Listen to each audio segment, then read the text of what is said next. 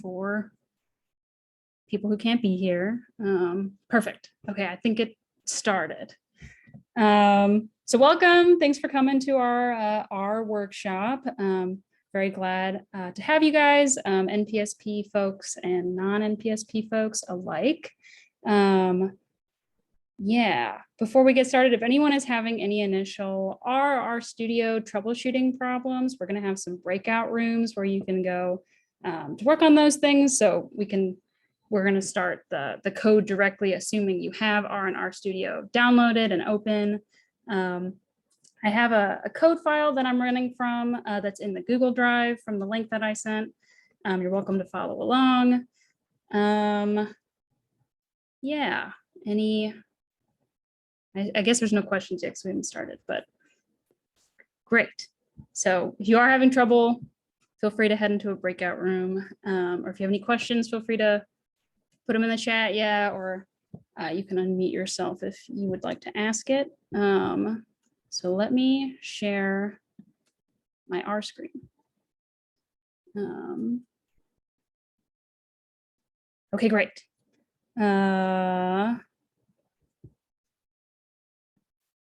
Can everyone see that okay? The R Studio, great. Okay, great. Okay, awesome. Okay, so welcome. I'm just gonna run through this code that I made that goes through like the basic elements of R. Again, if you have any questions, feel free to stop me or to put it in the chat. But basically the goals of this R Basics workshop are to get a basic understanding of the layout of the program, different functions and plotting features, and then modeling and interpretation of for psychological stats. So we are going from step one. You have R Studio downloaded. You have R Studio open, and you have this file open, or you could just have a basic R file. Okay, great. So the first thing I'm going to do is talk about the setup and the layout of R. So there are 4 panes that you get when you open R Studio. There's the source pane, the console, the environment, and the files, plots, packages, etc. pane. And essentially what these things boil down to are the console is where the code is actually run. The script or the source is sort of where you can store notes and you store the code that you end up running. Your environment will host your data and your outputs. And then this will be where different plots or different packages or files will be that you'll access at various times. So this is where the code actually is evaluated. You can do sort of anything that you can do in the source in the console directly. It just won't be saved in a way that you can access those things long in the future. So for example, you could do like basic calculations in the console. You could do any sort of things that we do up here. You can do them down here as well. But again, it won't really save unless you put them in this sort of notes area in the source. Hopefully that all makes sense. Anyone have any questions about that to start?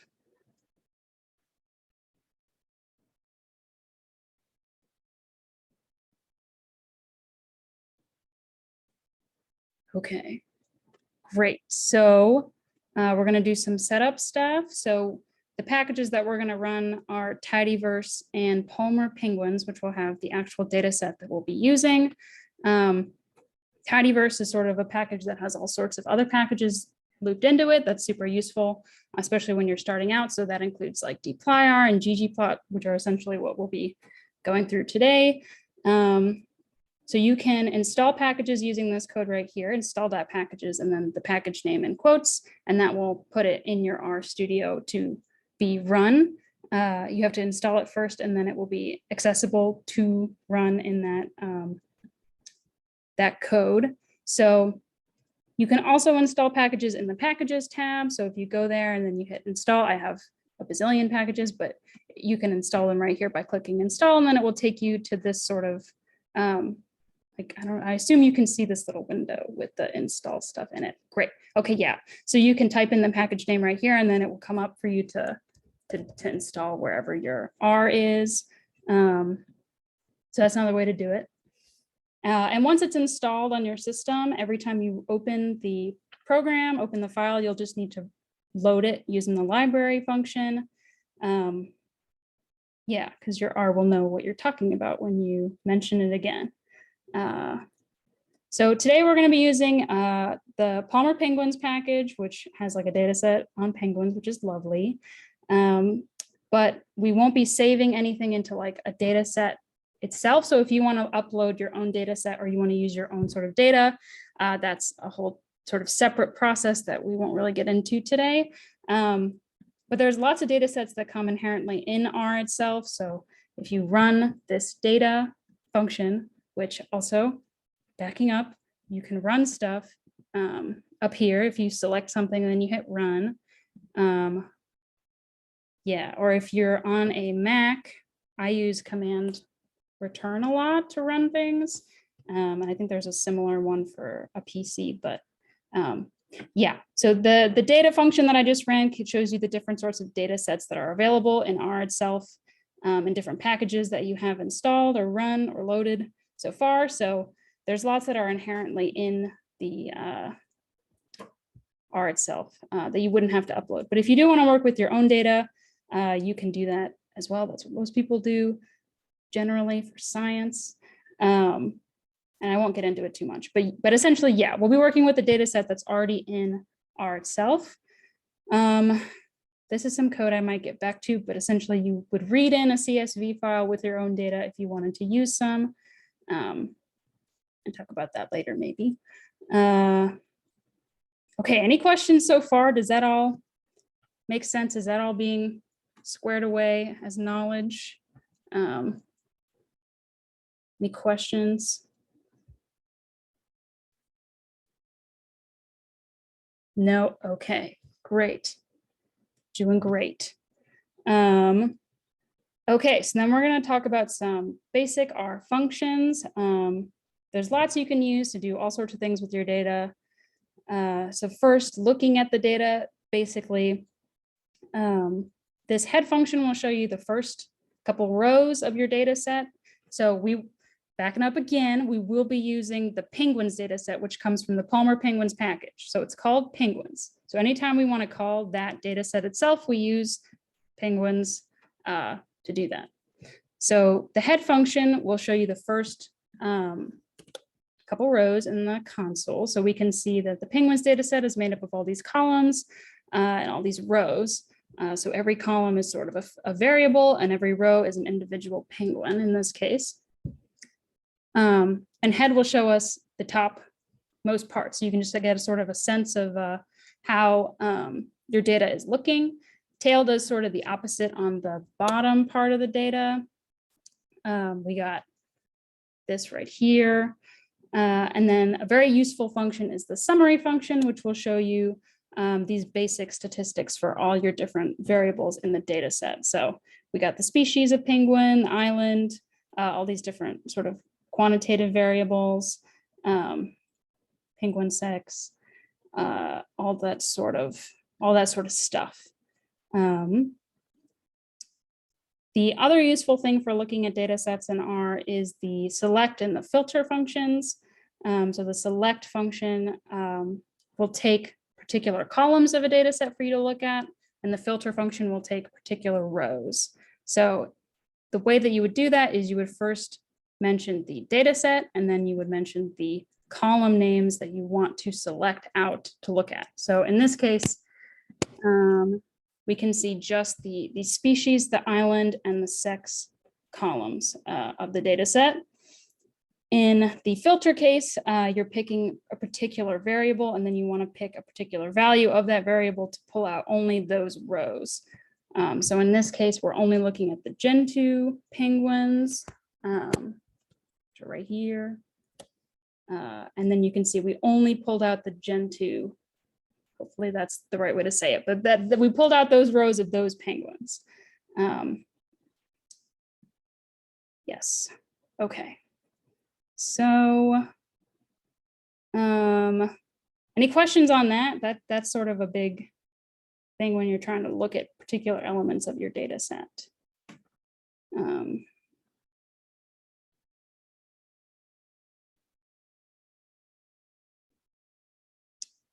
Okay, great. I'm going to take the silence as everyone understands everything that I'm saying.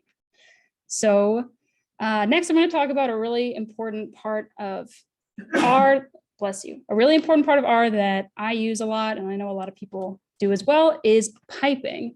So that's sort of another way to write certain kinds of code. Yeah, it's most useful if you're using multiple functions at once, because it sort of decompresses something that looks very complicated. So this penguins pipe summary is equivalent to summary penguins. And essentially what that means is we're taking the penguins data set and we are summarizing that data. Yeah, so you take it and you do something with it. So you sort of have this noun and then you put it into this action. And this is most useful, as we'll see in a second, because you can do it with multiple verbs or multiple functions at once.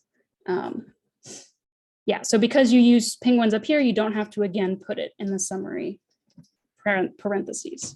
You sort of only need to specify it the one time.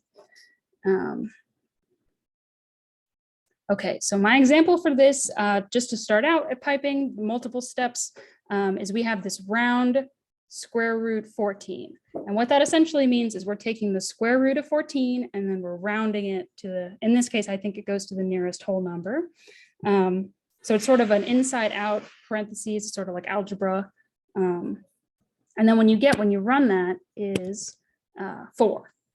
So the equivalent piping structure for that would be 14 piped into square root, piped into round. So what you're doing with that is you're taking 14, you're taking the square root of that, and then you're rounding that square root. That's the output of the second step.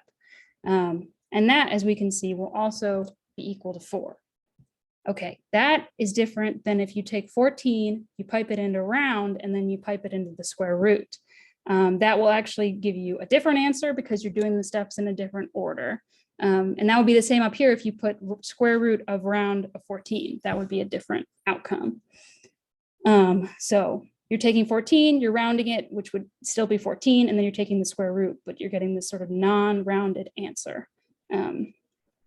So piping is in order, it has steps. It's very useful because it can sort of make it more straightforward. It makes it a little bit more logical than something like this, which might be more confusing. And it's useful in this case too, because we can see that it applies to our filter and select functions as well.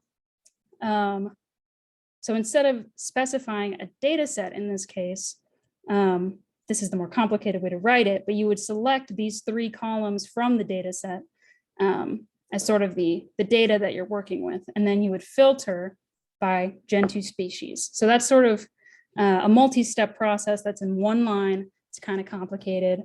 The easier way to write that out would be to pipe it. So you take the penguins data set, you select these species, island, sex columns from that data set, and then you filter that selected portion into only the Gen2 penguins. So you're taking some columns in the data set and then you're reducing it to a particular number of rows. And we can see that that will give us just these 3 columns for these particular Gen2 penguins. Now, in this case, you can switch these 2 steps around. That will be something different. Oh no, that will be the same, sorry. In this case, there will be the same output because if you filter it and then you select it, it'll be the same as if you select it and then you filtered it, but that's not always the case.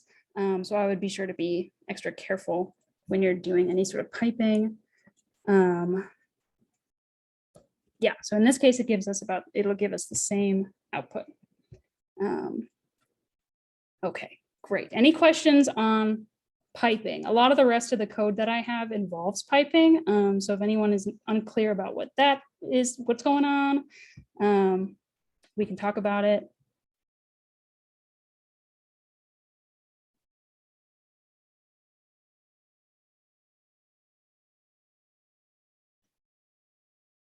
Okay, great. Again, gonna take the silence as it's going great. You all understand everything that I'm saying. Awesome.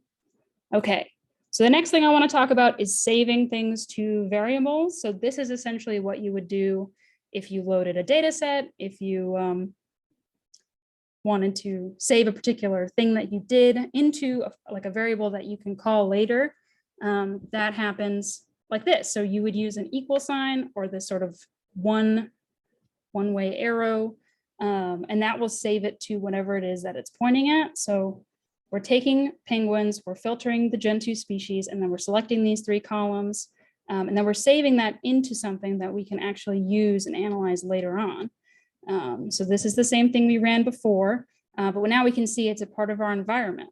And what that means is we can call it later, we can look at it. So if you just run the name, that will sort of show you what that data looks like. You can do that same summary function that we were talking about, and look at those variables in sort of an overview kind of way. Yeah, so that's super useful if you're ever working with your own data, because you can sort of look at different parts of it. You can analyze different parts of it in different ways, and you don't have to type this all out every time. You just save it as its own variable. Okay, any questions so far on any of that stuff?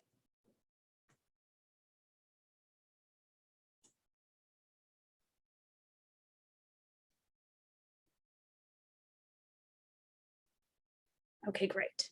Awesome. Okay, so the next thing I'm going to talk about is looking at categorical versus continuous variables. There's some really important functions you can use to look at that data.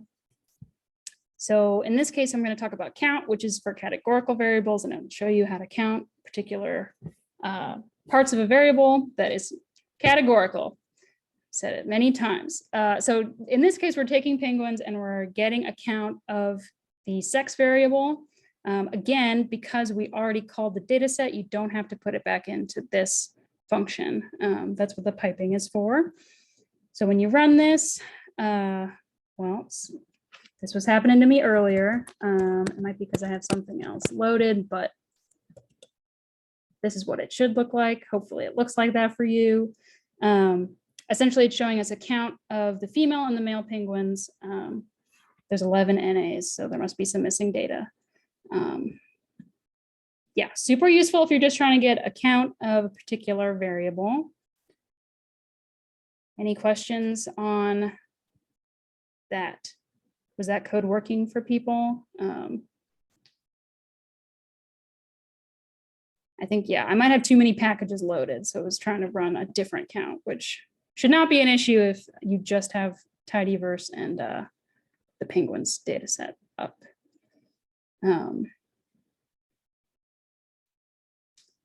Okay, so the next function we're going to talk about is the summarize function. Super useful, it gives you sort of the basic quantitative continuous statistics that you might need, like mean, range, mode maybe, we'll find out. And we're also going to use the group by function, which is also super useful. It basically lets you look at these statistics as you group by a particular variable. So in this case, we're taking the penguins data set, we're grouping it by species. So we have a certain number of, I think in this case, we have 3 species. So we're essentially separating those into 3 different groups. And then we are summarizing each group by this thing that we are specifying right here. So in this case, I want to know the mean flipper length of each penguin, but I want to know it by group rather than the mean length for the entire data set, because that would include all the different species as sort of one output. We want 3 different outputs. So this is the mean of the flipper length. This means that we're not including any sort of NA or missing data in this calculation, which is really useful because missing data is a pretty common problem. So if we run this, we can see, well, it's doing it again. It was doing this to me earlier. Hopefully it should work. There we go. So you have 3 different mean flipper lengths for 3 different species of penguin, which is great. That's what we wanted. Yeah, So well, I'll just walk through it again. We took the penguins data set, we grouped by the species. So we took every sort of penguin row, we looked at the species column, and then we put them into 3 different groups.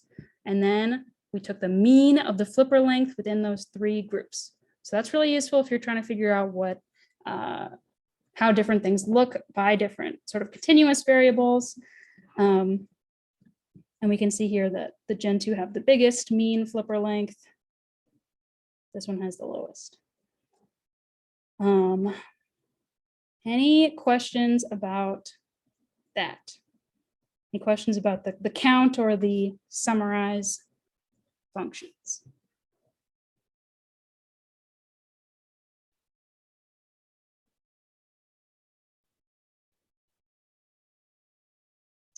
No. Okay.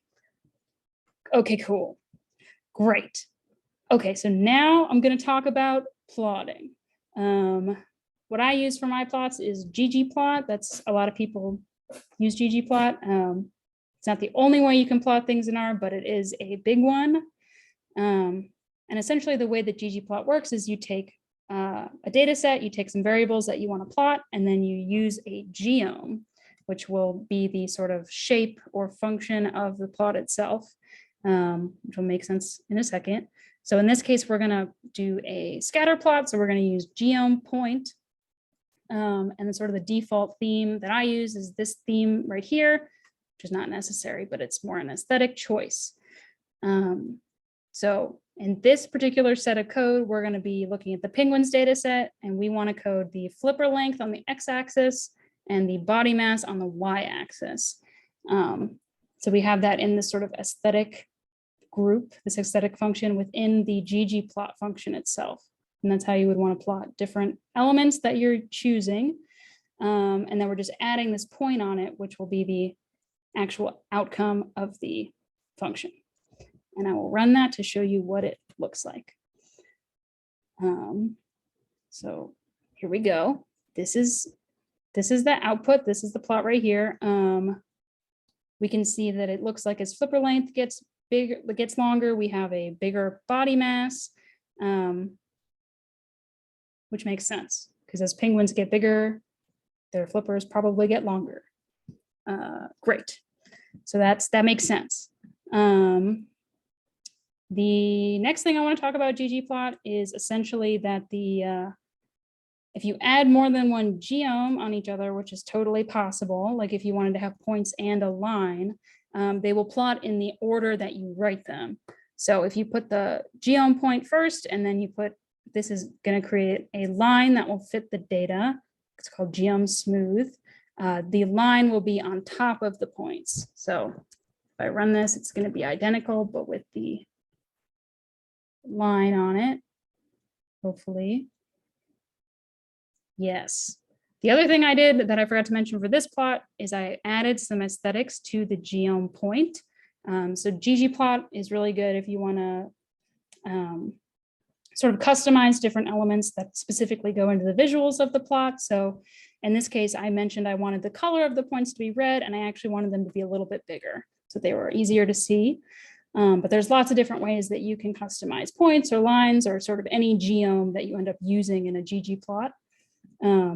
But as I was saying before, as you can see here, the line is sort of plotted on top of the points. If you ran it the other way with smooth first, the line would be under the points, which depends on how you want to look, how you want the outcome to look, how that goes. So yeah, this sort of grayish area outside of the line is the geom smooth confidence interval, because it's a fit line. It's not like a linear one. Yes, in case anyone was wondering. Does anyone have any questions about that before I talk about ggplot some more? Yeah, I have a quick question. Yeah. You didn't like redo the code each time? Are you doing different plots like by accident? Like, do you have to like keep adding a line to the plot you already have? I see what you mean. Do you mean like, do I have to have this and then separately add smooth, like in a different set of code? No, you can just start with this one if you like. Yeah, that's a good question though. Um, I have a question. Yeah. I was in the breakout room, so I missed one of No the plot problem. points. What? How do I compute that plot so that I can see it on my screen like you're like the way you have it right now?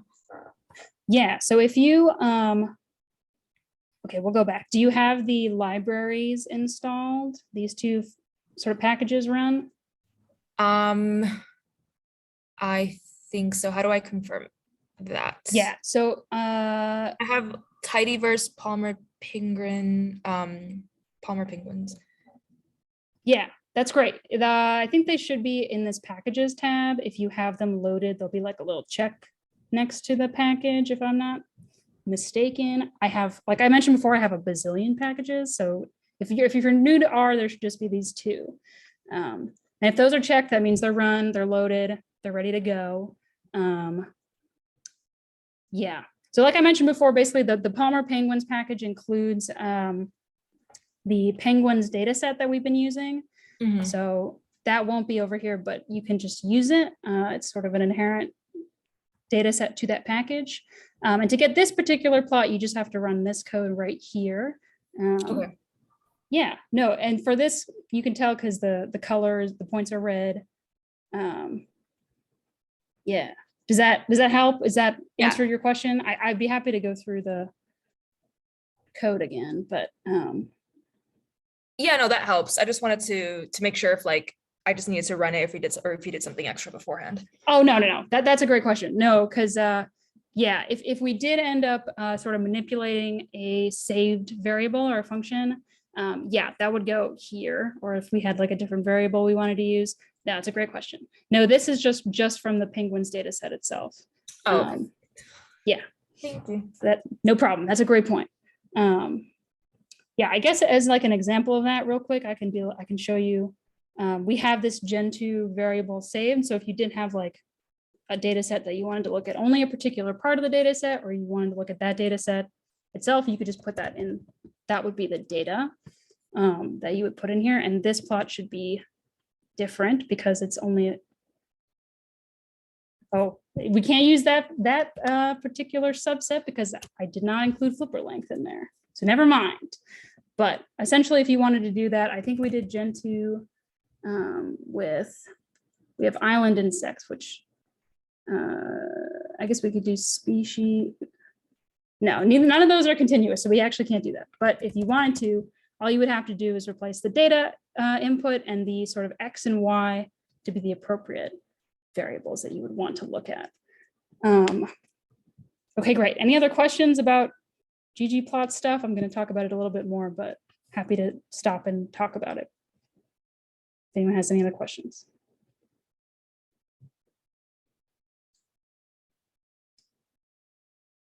Okay, great. Okay, awesome. Okay, oh, I didn't mention this before, but if you're new to R, if you put this hashtag in front of something, it's essentially called a comment. And those are, you can put notes in that way, or you can comment out lines that you don't want to be run when you run that sort of chunk of code. So in this case, I'm not going to run the theme function, which will just change the aesthetic a little bit. But if you like didn't want to run this point line, you could comment it out and not have to delete it or like put it somewhere else to see how that change would look. So this code I wanted to talk about. In this one, I changed the point color to red. So universally, I said, I want all the points to be red. But a really useful thing that ggplot can do is color by a different variable in the data set.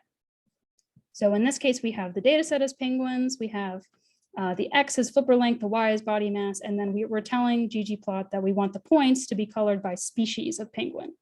And we got to put that in another aesthetic. So S stands for aesthetic because that is calling back to the data set species. The other thing that I'm adding to this particular plot is a method equals LM in our geom smooth function. What that's going to do is it's going to fit like a linear model to the points. So it'll give us a linear line based on the relationship of the two variables that we're plotting. And the third thing I'm adding to this plot in particular are these labels. This is going to be our X label and our Y label, which are super useful. So it's not just random variable names. So let me show you guys what that one looks like.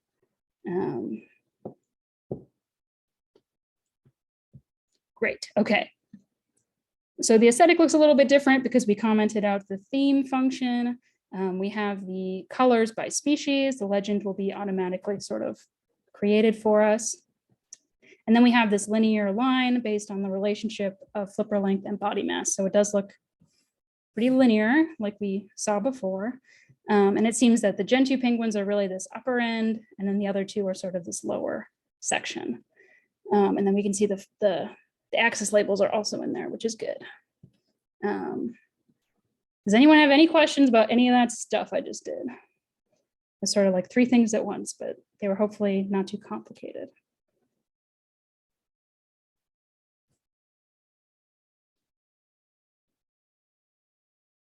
Okay, I'll keep going.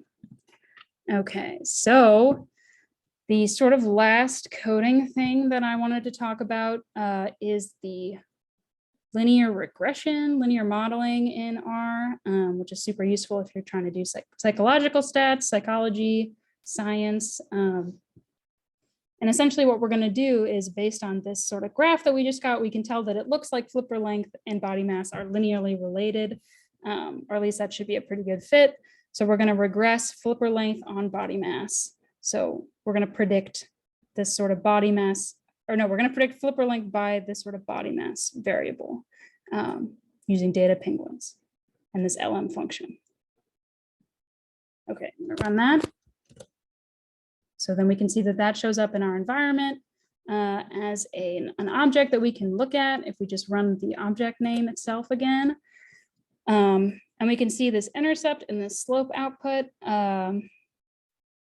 which are the intercept and slope of, or they should be the intercept and slope of this line, which I think it basically looks like that. I'm not going to do the math, but I think that that's right, hopefully. Yeah, so we can see this sort of direct relation of our sort of visualization of the data and our analysis of the data. And there's a couple useful functions that you can use to look at different parts of this output of the linear model. There's the tidy function, which will give us sort of the coefficient level. We can look at the intercept and the body mass coefficients, and we can see if they're significant. They are. We can look at these estimates, standard error, all that's super useful. There's the glance function, which sort of gives us the model level output, like an R-squared value, p-value for the model, sort of AIC, BIC, if you know anything about model comparisons, that becomes important later. And then we can also do just like an ANOVA decomposition, which also useful. Yeah. Anyone have any questions about that? Anything, everything?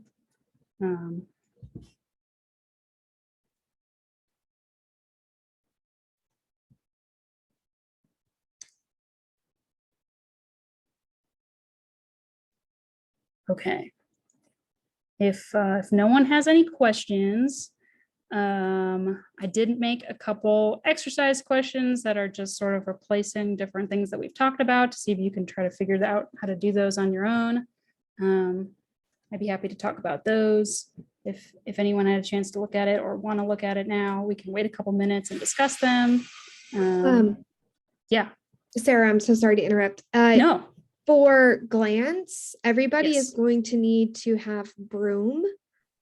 Great point. So the package Broom, you Yeah. saw the code on how to install packages earlier. It's BROOM. So you would do install.packages. Yes. That's a great point, Priya. And that's what the glance function is from. Yes. Yeah. And if you ever come across a function or something in your R code that you find somewhere that you don't know where it came from, the way that I usually check that is in the console, you do question mark and then the function name. So in this case, it would be glance, and then you run that, and then that will actually show up. Yeah, so we can see here it's in the broom package. So if that's useful. Great, good point, Bria, thank you. Yeah, so if anybody wants to try to do these questions, I can talk about them in a couple minutes, or if anyone has any questions about anything else. That was sort of the code I had so far. Happy to talk about anything. I have a pretty basic general question. Sure, love it, So, yes. I'm taking an R course with my work, but they didn't really tell us how to like download and save things properly. So every That's a time great- I open up, like when I go into files and I open up something, do I need to be saving it in a certain folder to always retrieve it? Like, how does R know? I don't think I'm doing it properly on my computer. No, that's a great point. That's a great question. So it's sort of complicated with R. If you have a file, like if you have it open and then you sort of move it to a different folder, it will no longer work. Like you will have to close it and reopen it. I'm sure like that sort of sounds like the issue that you're having. Because it happens to me all the time. Because I constantly forget. Yeah, no, same. Yeah, so R is pretty picky about where your files are. That's sort of how it accesses the files that you're running and anything that you download. It will put in that same folder usually, I think. So like if you're creating, like if you manipulated this data and you created like a subset of the data that you wanted to work with and you wanted to download that as sort of a CSV, like a new smaller file, that would go into the folder where the saved sort of file is. So R is very peculiar about where you're putting things. A more complicated thing that Jeff and I were talking about earlier is essentially R is working from what is called a working directory, which you can sort of see right here. I believe the default is your desktop, but it might change depending on how you open the file and where it is. But essentially when you call like something, yeah, essentially if you call something just by like a file name, so in this case, like if we just wanted to read in a data set from a particular, like with a particular name, so let's say it's called penguins, if you just put in penguins, it will look in that folder for that file. It won't look in like your entire computer, it won't know how to do that, so it will just look there for that sort of file. What I usually do is I put, this is like called a full working directory. You can put in like a file path, which then it doesn't matter where your working directory is set, but that gets kind of tedious. What was my point? Yeah, so I think it matters a lot where you're putting the files, where you are saving things, because they're always sort of linked together. So for the Penguins Yeah. CSV, right now it was in my downloads and I put it on my desktop. Yes, Would you? Not good. No, that's totally fine. You downloaded the one from the Google Drive, I'm assuming. Yeah. Yeah, so we got time. We can talk about how to read in a CSV. So in this case, I had called it Penguins 2 because the data set we're already working with is called Penguin. So you sort of want to give everything that you're working with a unique name, just to differentiate it. Yeah, so Penguins 2, we want to read it. We want to read in the CSV, and then you want to put the path in quotes. So I'm going to do it the sort of long way like this, but like I said before, if you set the working directory, you can just call like, yeah, if it's the appropriate working directory and your file's in that place, you could just call it like this. Or if you're trying to get something from a folder you're not working in, you can go backwards. So I'm not sure the exact file directory. I hope this works, but essentially you want to go users, and then you back up a step. Okay, you put in a backslash, and then if you press tab, it'll sort of show you all the possible locations from that place. So if you put in users and then you put in I'm Sarah, and then you put in tab again, you get desktop, that should hopefully be the right place. Oh, and then you got to pick penguins. Mine's not on my desktop, but eventually you'll get to that CSV file. So in this case, if I ran the actual appropriate line, yeah, you'll get this sort of Penguins 2 data set right here in your environment. If you did it right. Did that help? Is it working? That'd be so exciting if it worked. It's gonna take me a while to type this. No, but no, no I understand problem. the process. It makes a lot Take- of sense. Thank you. Take your time, no problem. Yeah, and then I didn't mention this before, but once you have stuff in your environment, you can click those things and it will open them so you can see them. If it's not a data set, like this linear regression we ran is not a data set. It won't look like a data set, it'll look like this, which is useful sometimes. But this is the Penguins data set that I read in. Yes. Yeah, does anyone else have any questions, any R stuff? Happy to go over anything again if I went too fast.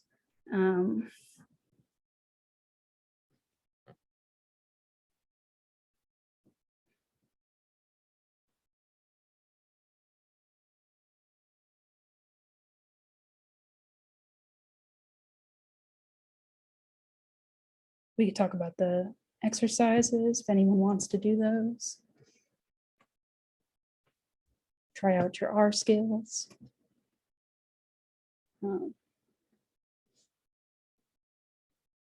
Is there anything in the chat that needs my help, Bria?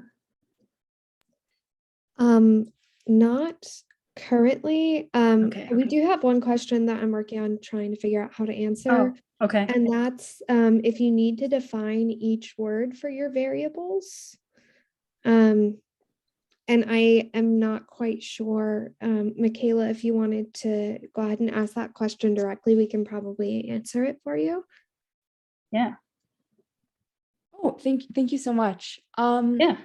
I was wondering, like, do you need to define, I guess, each variable, like what it is supposed to do? Kind of thing. If you want to do like a calculation or something, do you have to say what the variable is equals, and then does this type of work? Do you mean the functions that we're using or the variables within the data set? Both. Okay, great question. The functions themselves in R come from the packages that you run. So tidyverse, like I mentioned, has like a bunch of packages and sort of one package. So tidyverse itself and also base R, just like the R itself will come with a bunch of functions that will know how to be run. I'm not sure which are from which, but essentially at this level, you do not need to define what a function is doing. They're already defined. As long as you have the appropriate packages loaded, those should run. If they don't run, you either don't have the package loaded or it's not a function you can do. The variables themselves within the data set come from the data set itself. So if we looked at this, the CSV file essentially had these names at the top, and those are the columns that you're calling in these functions. Yeah, so you define those when you upload the data set. You can change those if you want, like when you upload them in R, you can change what these are called, or you can move them around. There's lots of different ways you can manipulate the data, but essentially the bare bones part of the variable names comes from the data set itself when you upload it. Oh, okay. Thank you so much. Yeah, no problem. There's another useful function I didn't talk about is called mutate. And in that function, what you can do is you can create a new column in your data set. I think there's a way you can rename columns, but I don't remember if the function is called rename, but there is a function to do that. Yeah, but essentially bare bones, you're starting with what's in R, what's in your packages, what's in your data set. Most of those things you will not have to define yourself unless you're manipulating them in some way. Any other questions about R stuff?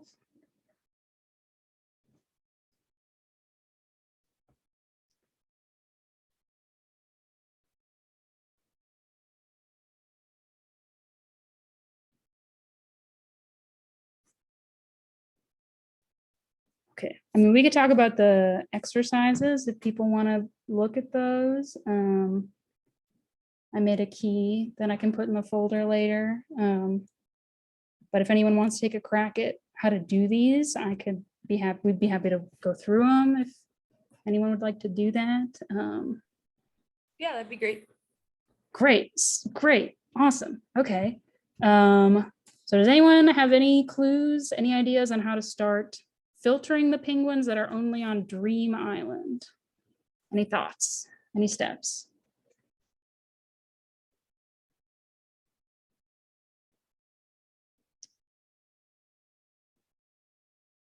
I can get us started. Penguins.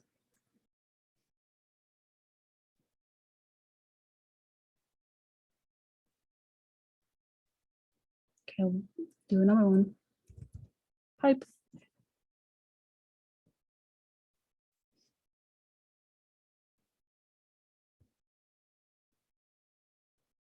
Also, I'm not looking in the chat. If anyone's putting it in the chat, I have not been looking, but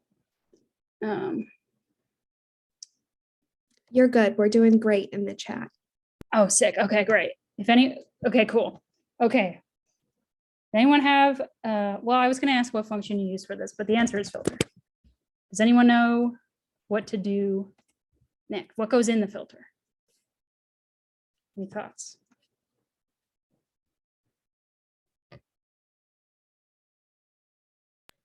Someone said island equals equals. Great, great. Then what? That's great. That's awesome.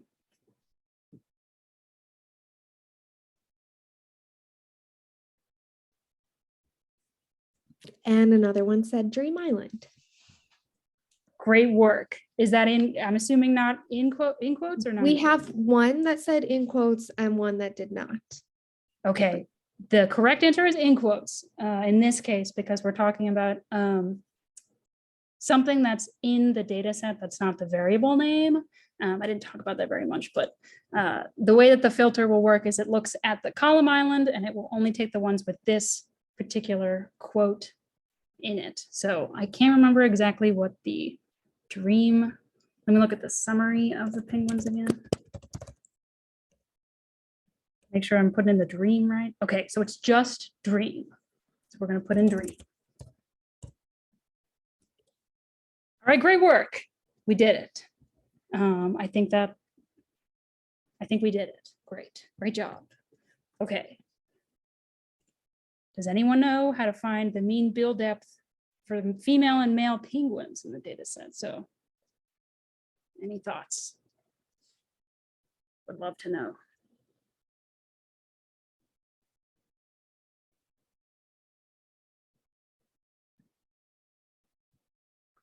Okay, I'll get us started again. Penguins. That's the start, I think. Hopefully I remember my own code. Would you use the summarize function, Stacy says? Yes, eventually you would. That's a great point. I'll just put that in. But there's something in the middle, I think, because we're trying to get it for females and males.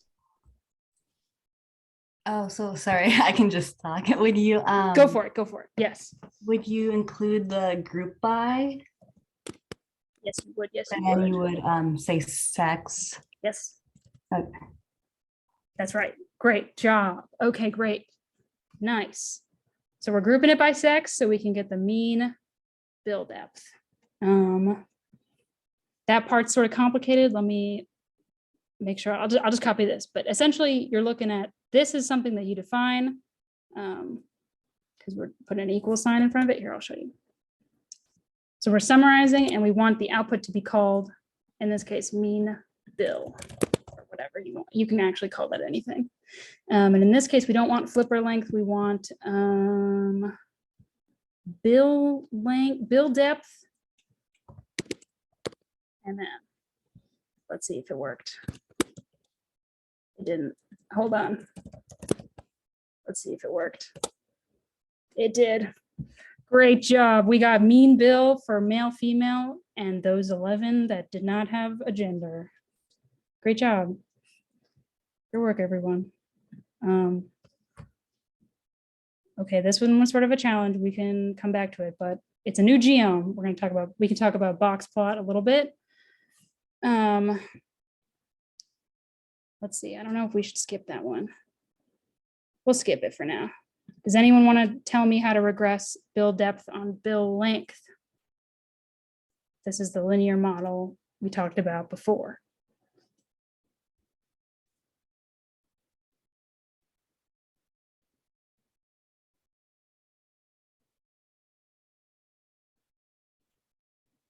Okay, I'll start us off. We have to save it as something. I think I'll just call it LMB.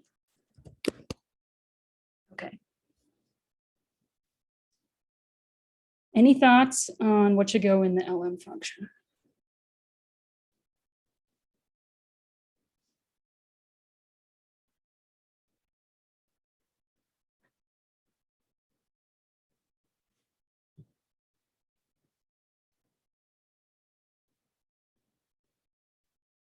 Okay, this one's tricky.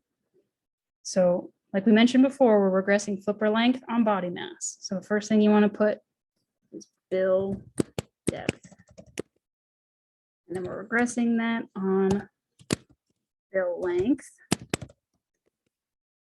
And then the data is penguins. Yeah, and essentially the 1 plus, if anyone was curious, is going to give us the intercept information. I guess I thought that was going to be more complicated, but yes. So here it is. Here it is. We did it. Great work. Let's see, we're at like 5 minutes. I can just run through how to make this graph real quick. Let's see if I can do it from memory. Okay, so ggplot, we're going to create a graph with bill length on the x-axis and body mass on the y-axis.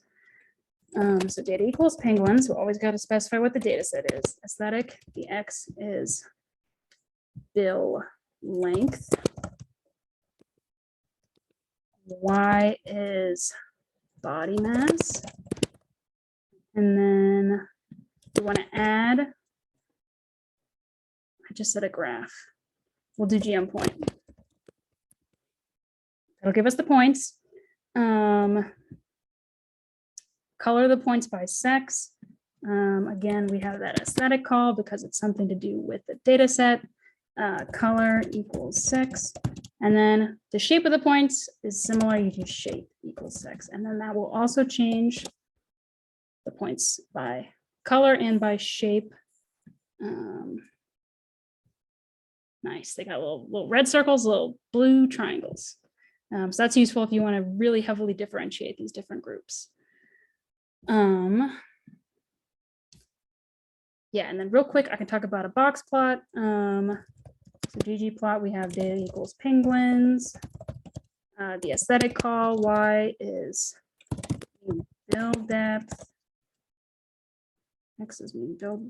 No, X is sex, I think. Y is mean bill depth. And in this one, we just want to call it geom box plot. I believe. See if I did it. Nope, I didn't do it right. It's not called mean build depth, it's build depth. Yeah. See, this is what it's like doing R all by yourself. Just making mistakes and then finding the mistakes. There it is. There's the box plot. Yeah. Super useful to lay with one of my favorite geoms is called geom jitter, which will just sort of lay points sort of spaced out so none are overlapping to the point where you can't tell how many points there are. But here's female, male, and a. We did it. Does anyone have any last questions in the last minute? Any burning R thoughts? I did include some links down here for stuff that you can do to further learning about R. The primers are really good exercises for beginners. The cheat sheets, I uploaded a couple, but there's lots depending on what you want to do. And then, yeah, there's a bunch of R Studio stuff that they make that's super cool for learning R. Yeah. Any other questions? Happy to answer anything, talk about anything.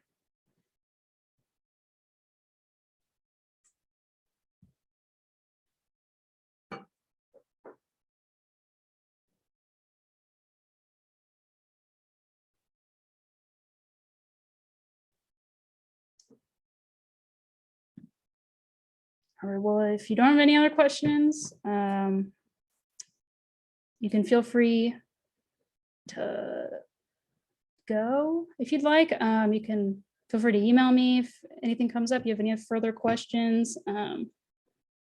Thanks for coming, y'all. Appreciate it. I'll stop sharing. Great work. Thank you. Gonna